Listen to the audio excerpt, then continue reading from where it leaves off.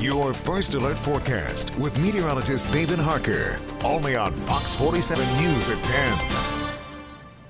Time now for your First Alert forecast. David's joined me at the desk. A pretty muggy night out there. I know I had to use a lot of extra hairspray before we came out, and I'll be honest, but it sure beats, what was going on last night at this time. So. That's right. I guess it kind of depends on who you're talking to. From the meteorologist standpoint, hey, it's interesting, it's fun. From the viewer standpoint, who's out in that activity, not so much. But the good news is we don't have to worry about severe weather tonight. We'll just deal with the 60-degree temperatures and a lot of humidity, as Shannon had mentioned. Let's first take a look at the Doppler radar out there, and most of us are in the clear, partly cloudy skies for the most part, and not much in the form of showers or even thunderstorms out there. That's good news, and that will change once we get to the daytime Thursday into Friday with a cold front that will be pressing closer to us, and that could kick off a shower or thunderstorm a little bit later in the forecast period. But let's take a look at the almanac for the daytime today, hovering right around 79 degrees in the capital city and Jackson. Low temperatures, it really depends on where you were. If you were in the cloud cover and not really dealing with much more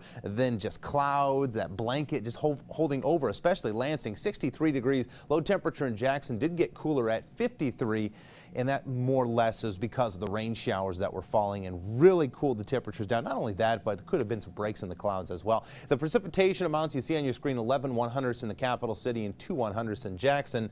Now, those are not records, but yesterday in the capital city, we did break a record of over 2.7 inches of rain in a 24-hour period. That breaks a record set back in 1935 of just over 1.3 inches of rain. So a big difference, it sure does, as those systems, especially with all the rain showers, roll through. High temperatures today hovering right around 80 degrees. Now, we've dropped off those highs at this hour, but we're still seeing a lot of humidity out there. Take a look at some of those amounts. A 73% relative humidity out there in Lansing, 94% in Charlotte. So just a lot of moisture. It's that forcing mechanism that you need to wring out the atmosphere. Consider this. Think of a wet washcloth or a wet towel.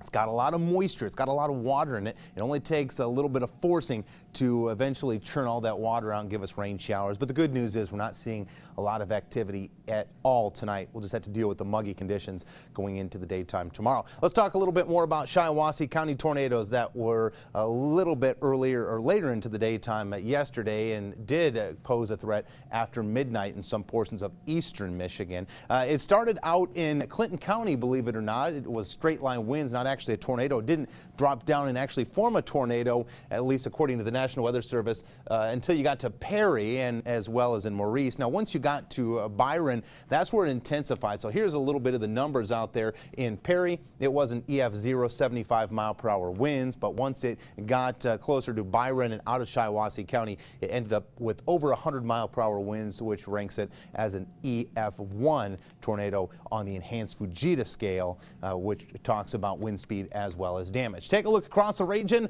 Big area of showers and thunderstorms, along with a lot of watches and warnings out to our west. We won't have to deal with that tonight. It's all along a warm front that will push on through. As we take a look at the future track, no, not a lot of activity start out the daytime on Thursday in the afternoon. That could change, kick off a couple showers and thunderstorms. More activity is expected on Friday. Rainfall amounts, not much to start out, but that's going to change later in the week where we could see upwards of another inch or two of rain. That's going to put us well over what we're already over this time of the year. 65 degrees. It's going to be a humid night tonight. Take a look at Scotty. He's ready for the warmth. 84 degrees. Grab the umbrella in the afternoon just in case. For the next 7 days, be dropping those temperatures by the start of next week into the upper 60s, eventually to the 70s by Wednesday. But at least the next couple of days, it'll be warm. Just grab the umbrella. Be prepared. If severe weather does break, stay tuned to Fox 47 News. We got you covered online, on the news, and on Facebook. And we have a new system on our website, right? Yeah, interactive Doppler radar. It's really cool. If you haven't got a chance to do so, fox47news.com. Click on the weather section. You can see where you are at your home if severe weather breaks. Nothing like a shameless plug. Yeah. All right, thanks, David. Your local news and health headlines coming up after the break.